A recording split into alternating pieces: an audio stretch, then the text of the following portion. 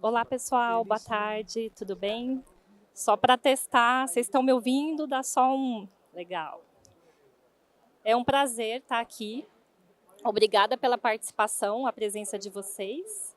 Estava ali no palco, né, esperando um pouquinho para subir e lembrando momentos, né, de há uns tempos atrás, antes de pandemia, eu estava aí como vocês, né, sentados e prestigiando a palestra de outros colegas.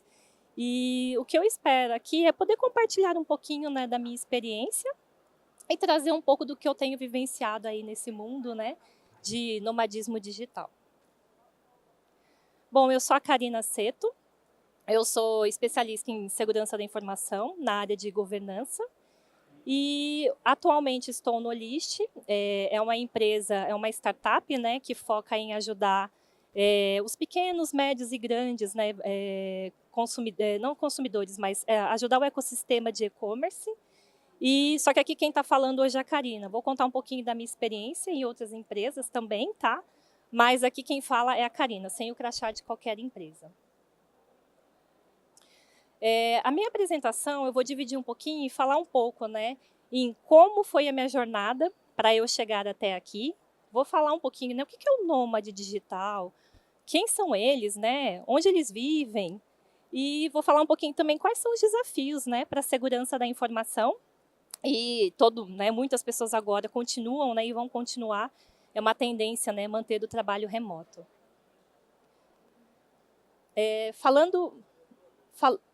Deixa eu só voltar aqui um pouquinho. Aqui são algumas partes da apresentação. Eu estou usando fotos minhas mesmo, tá, da experiência que eu tive aí visitando, né, por alguns países. E é muito bom, né, a gente poder estar viajando, vendo outros locais, né, coisas que a gente não está como brasileiro acostumado a ver, neve. Então, eu trago um pouquinho também das minhas fotos, tá, da viagem que eu fiz. Falando um pouquinho, então, sobre a minha experiência, né, de nômade. Desculpa. Falando um pouquinho sobre a Karina, né, antes de falar sobre a minha experiência de nômade digital. Eu me formei lá em 99, né, na área de tecnologia, e eu trabalhei durante 12 anos no escritório de contabilidade, onde comecei a ter o primeiro contato com ISO, né, ajudei a empresa. Era um escritório contábil, porém eu trabalhava na área de segurança e na área de service desk. Foi onde eu tive meu primeiro contato com metodologias, ITIL, COBIT. Já não sabia, mas já estava tendo a carreira toda direcionada, né, para dentro de governança. E estava há 12 anos já não sabia se era bem o que eu queria, gostava de tecnologia, mas não tinha certeza se era aquilo que eu queria para a vida toda.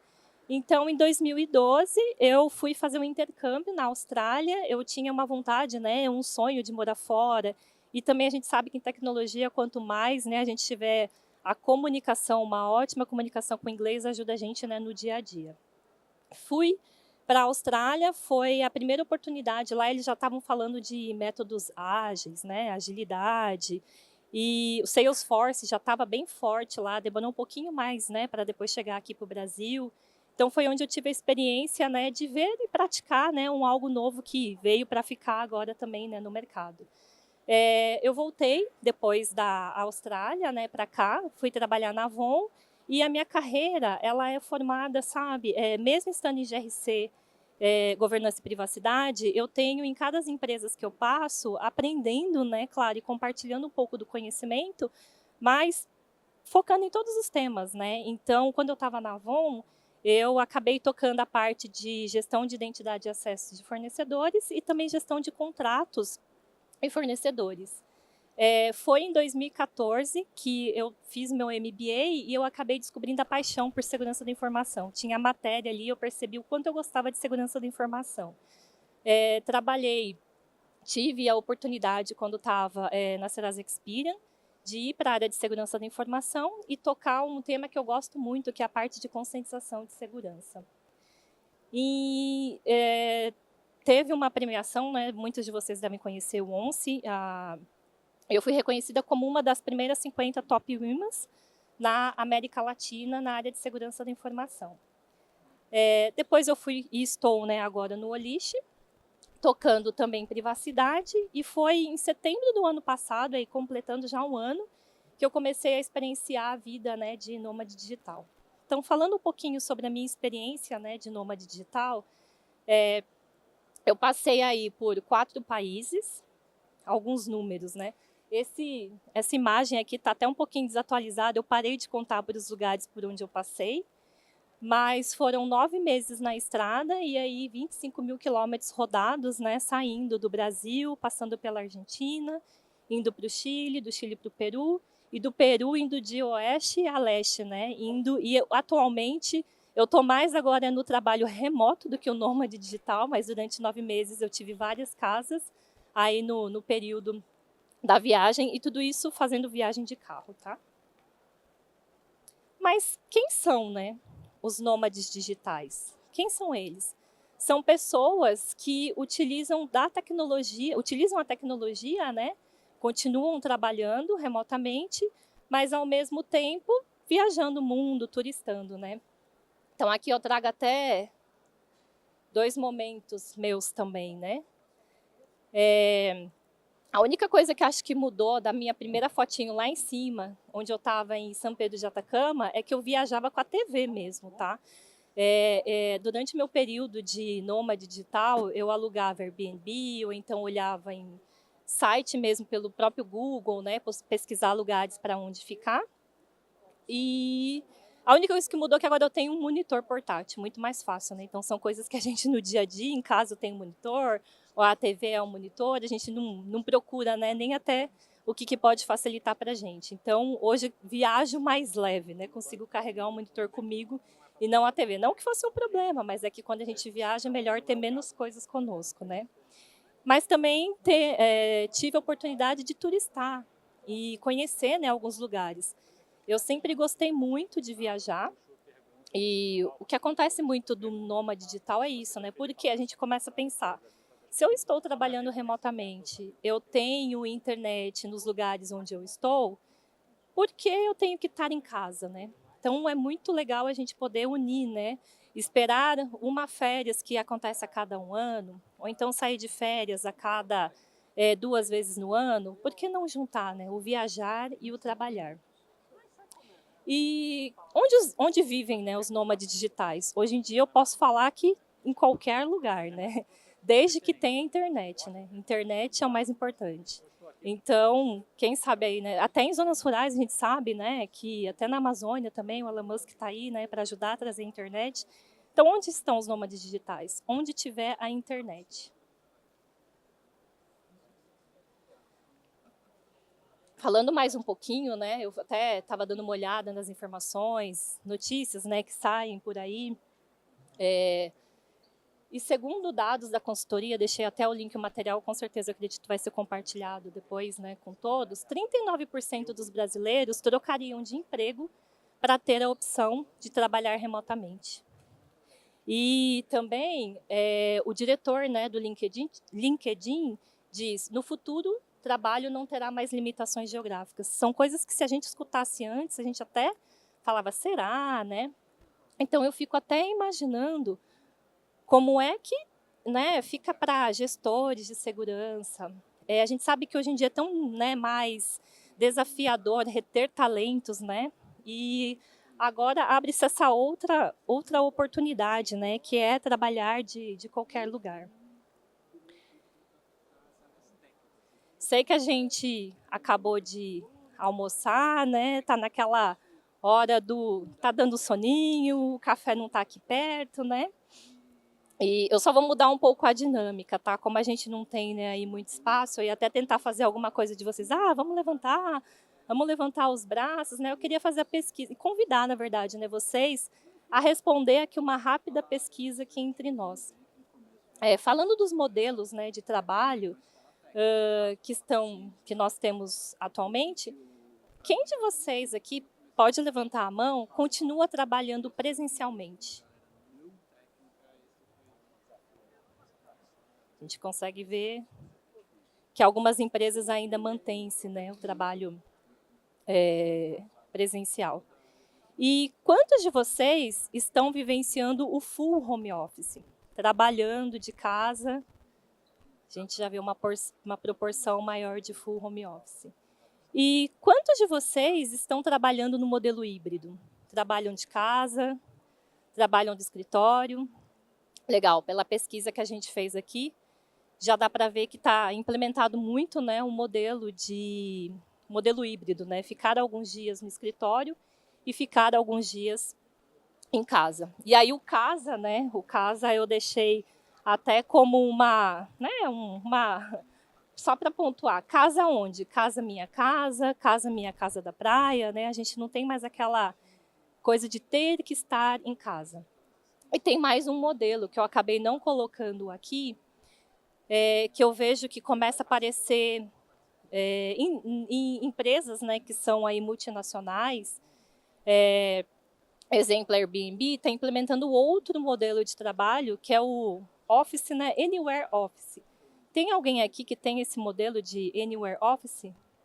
Legal. Já tem 3 pessoas aqui, ó, que levantaram a mão. E é um outro modelo. Legal do modelo, né, que você pode tanto estar viajando, né, a empresa até estimula, te incentiva a fazer as viagens, e ao mesmo tempo você pode estar, de repente, indo numa localidade, né, numa das unidades que a empresa tem num outro país, num outro estado, né, numa outra região. Então, legal ver que os modelos, né, vão aparecendo, né. Eu vou pular esse porque é o que eu comentei. Eu ia tentar fazer uma forma da gente se movimentar, mas devido ao espaço, para não causar também nenhum acidente, né, a gente se bater com o espaço também acaba ficando mais curto, tá? Eu só mudei a forma da gente interagir um pouquinho. Obrigada, né, pela resposta e pela interação de vocês. E os desafios, né, para a segurança da informação. Como eu comentei né, empresas que estão fazendo modelo de Anywhere Office, ou então o que a gente pode ver na pesquisa acabou ficando mais, as empresas estão focando mais no híbrido, é porque qual é o desafio, né, para a segurança da informação? Como que a gente mantém a cultura de segurança e a cultura de privacidade, né? Quando a gente ia para o escritório, né, todos os dias, era fácil a gente deixar mensagens, lembretes, né, fazer ações de conscientização com o público, porque eles iam receber ou um folder, ou eles poderiam, né, ter até aqueles quadros de avisos, murais, ter alguns recadinhos. E como a gente mantém, né, essa cultura de segurança e privacidade? A gente sabe que todas as empresas, elas, né, têm ferramentas, elas têm processos, né, e tem a outra, né, parte que são pessoas. Então, cada vez mais, quando veio o remoto, né, ficou muito evidente a necessidade de precisar focar no gerenciamento, né, do risco humano. E com o trabalho remoto, com o nômade digital, não muda, na verdade, né? Aí, aqui eu trago um pouquinho sobre, não como eu comentei, né? Nômade digital ou então o acesso remoto, qual é um dos maiores, né, cuidados que as pessoas precisam ter, e elas precisam, né, também saber, né, dos riscos, e claro, as empresas também terem os seus controles, o Wi-Fi. Então, na minha experiência, né, que eu passei de nômade digital, eu tinha 3 planos, eu não tinha só 2, né, o plano A, o plano B e o plano C. Tinha 3 planos para a internet. E qual que era o plano A? Se eu fosse ficar no hotel, se eu fosse ficar no Airbnb, aquele ali era o meu plano, o primeiro. Qual era o segundo plano? Quando eu estava no Brasil, se a internet caiu, ativar o 4G. E qual era o meu, no caso, né, quando eu tenho, então, tenho um chip da Argentina, tenho um chip do Chile, tenho um chip do Peru. E qual é o meu terceiro plano? Eu saí do Brasil com outro chip, onde, em casos de necessidades, ativava o roaming internacional. É mais caro, é o plano mais caro, mas ele atendia. Era para entrar, né, numa reunião, conseguia, e a internet não ficava, né, muito tempo fora. Isso me lembra que, só que assim, para quem é nômade digital, acaba virando um perrengue também, né? Você imagina você precisar, tem seus horários, né, do trabalho, e a internet, né, te deixar na mão. Quando eu saí da Argentina e eu fiz um caminho que eu não sei se todos vocês conhecem, que se chama Carretera Austral. Ela sai da Argentina, ela passa, né, pelo Chile, e eu cheguei a primeira cidade por onde eu passei, eu fiquei, se chama Porto Guadal, e ela tinha 600 habitantes. Então, eu passei por alguns lugares que, claro, eles não são tantos, né, para nômades, eles são mais para turistas, porque é para você se desconectar, né, da natureza. Você imagina que lá só tinha um provedor. Então, uma das coisas que, para o lado, né, do nômade digital, a gente precisa ter é o quê? Formas de conseguir se conectar, porque o que a gente precisa é, não importa onde estamos trabalhando, mas sim, precisamos ter a internet ali, né, contar com a internet. E para a empresa, né, claro, muitas, aqui a gente, né, eu sei que aqui tem empresas grandes, bancos, empresas mais robustas, mas eu, por exemplo, trabalhei em uma empresa de dados, onde sabemos que temos todos os controles, né, e vai muito de maturidade de empresas, né, todos os controles já aplicados, né, todos os processos definidos, mas e uma startup? Ela está começando, né, do zero, ela não tem, né, todos os seus controles já implementados, tem muita coisa que a gente o criando, né, as coisas vão acontecendo. E então é uma questão de, né, internet, sim, sabemos que as empresas precisam até ter seus mecanismos, né, de avaliar aquele acesso, aquela pessoa. Será que é alguém da empresa ou é uma pessoa de fora? Uma outra questão, além de... até comentar essa foto aqui com vocês, ela também é uma foto do meu álbum pessoal, tá? Eu tirei ela na Argentina e na estrada.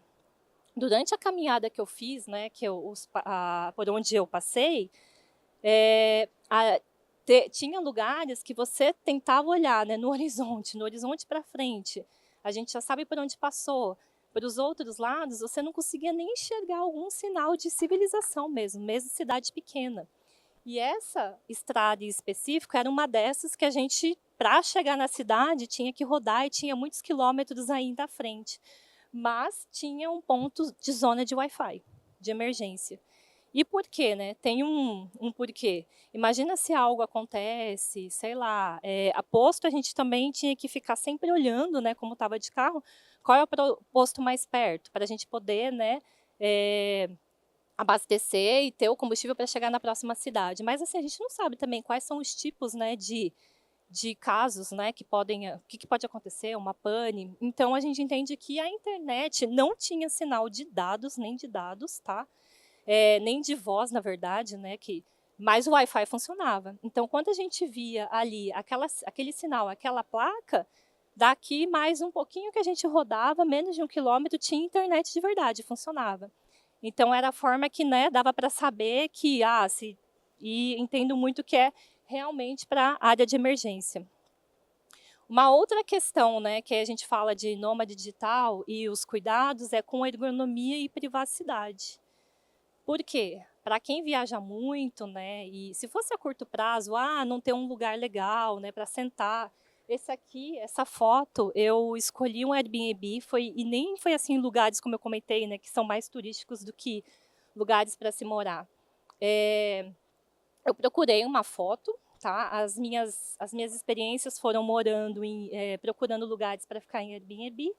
E lá na foto tinha um espaço, né, uma mesinha, como a gente vem aqui para trabalhar, e tinha uma cadeira. Só que quando eu fui me hospedar, não tinha uma cadeira. Então a gente improvisa, mas é claro, né, foi a curto prazo, senão você imagina para a coluna, né? Então, aí sai até da segurança, né?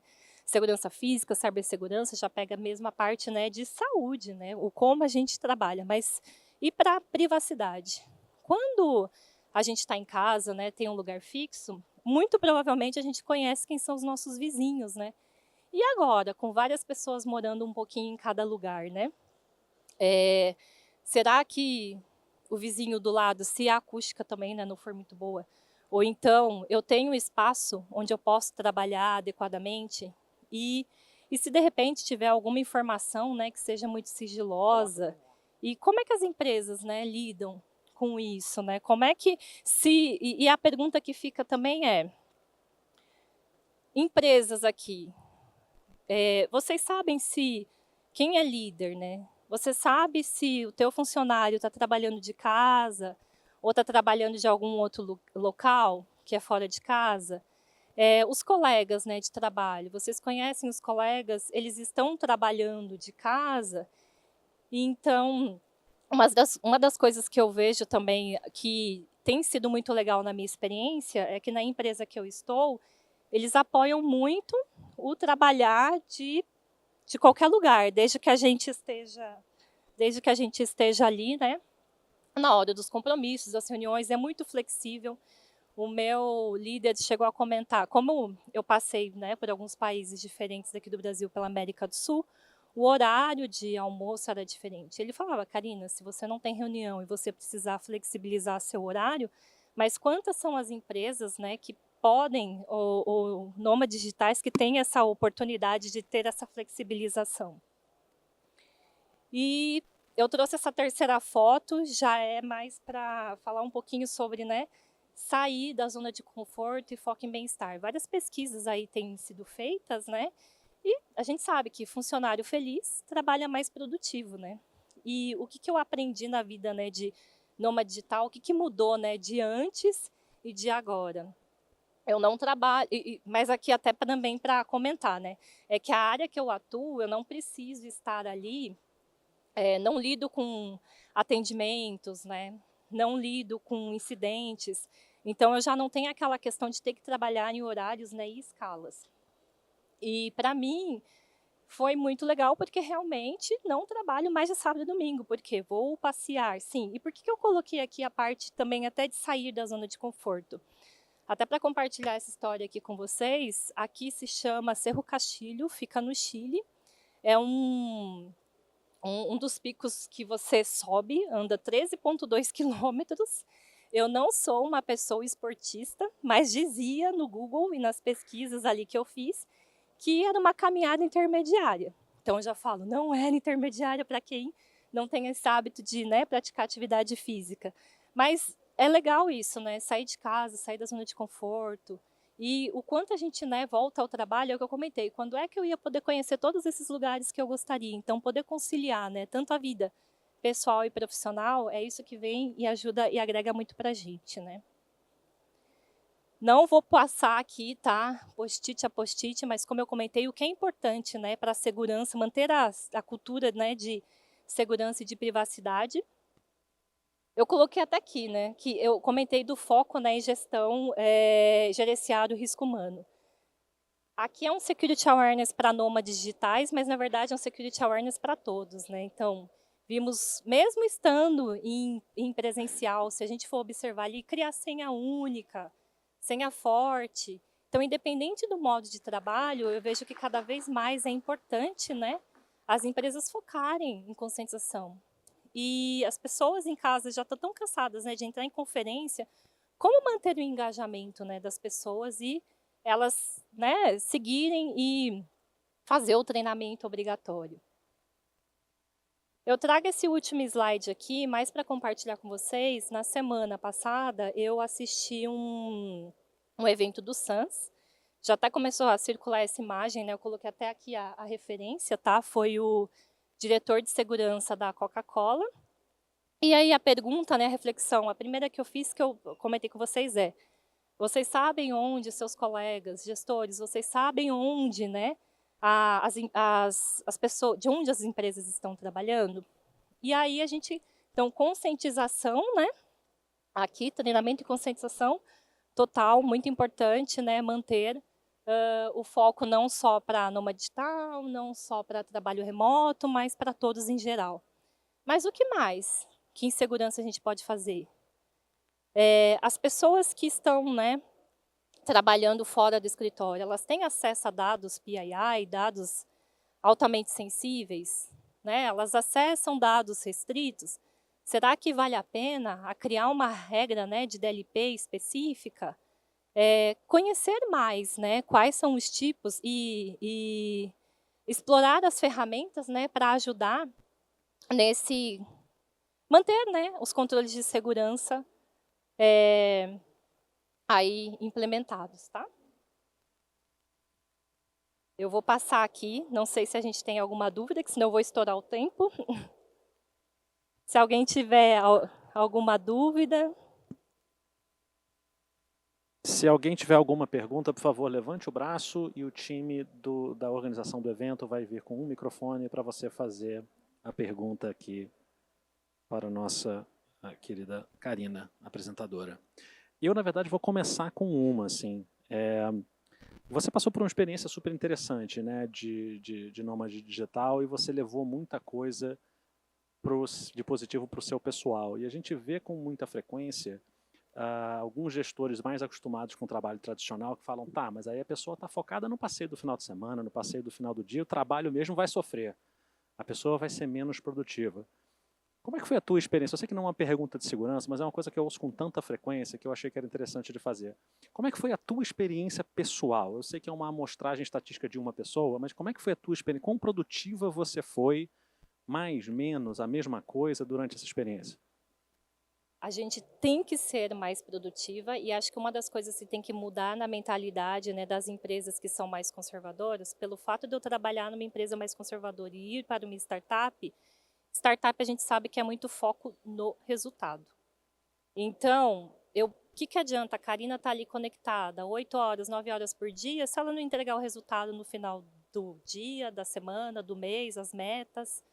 Então, é muito mais, né, vamos nos preocupar, empresas, né, gestores, mais no foco em gestão de resultados, e é o que eu falei, né, se o funcionário, o liderado trabalha mais feliz, ele vai produzir mais. Então, oportunidades e necessidades de mudar o mindset, né, de gestores e das pessoas, assim, eu falei, eu aprendi a me planejar, organizar muito melhor o tempo, né. Maravilha. Então, muito obrigado. Uma salva de palmas, por favor, para a Karina. Um tema muito bacana. Obrigado e parabéns pela Obrigada, apresentação. pessoal. Deixo aqui meus contatos, tá? Sou mais ativa no LinkedIn, mas caso queira saber também um pouquinho aí como foi a viagem, deixo aqui meu... tem mais uma pergunta. Tem mais uma pergunta? O pessoal da organização está É jogo rápido, Karina. Qual que foi o maior perrengue que você passou nessa sua estrada, né? Você mudou ali de uma empresa extremamente tradicional, foi para uma fintech, está vivendo esse momento, eu diria até mágico para outros profissionais de InfoSci. Qual que foi o seu maior perrengue? Internet. Não ter a internet. Então, você tem... Às vezes não é não ter, é aquela coisa de, será que vai funcionar? Então, acho que uma das coisas que acaba, num início, sendo mais o cansativo, né, o mental, é porque... E você muda a estratégia. O que eu fazia? Eu viajava, visitava os lugares no sábado, e no domingo eu conectava para ver se está tudo bem, porque na segunda ia estar tudo bem. Então, a internet ainda né, que a gente tenha uma internet que possa estar em todos os lugares, mas a internet é o maior perrengue. Perfeito. Obrigado aí pela pergunta. Uma salva de palmas, por favor. Obrigado, Obrigada. Karina.